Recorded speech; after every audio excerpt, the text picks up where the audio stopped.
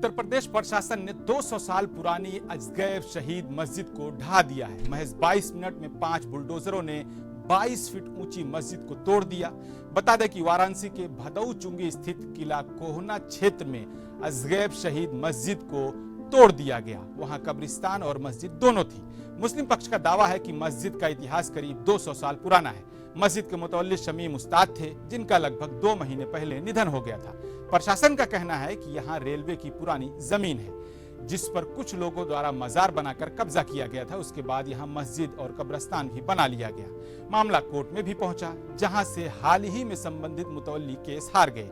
उसके बाद मंगलवार आधी रात करीब 12 बजे प्रशासन ने मस्जिद के चारों तरफ ब्रिगेडिंग करके मौके पर 5 बुलडोजर मंगवाया। इस दौरान पुलिस और पीएसी के करीब 1000 जवान भी तैनात किए गए। उसके बाद 200 साल पुरानी अजगैब शहीद मस्जिद को ढहा दिया गया।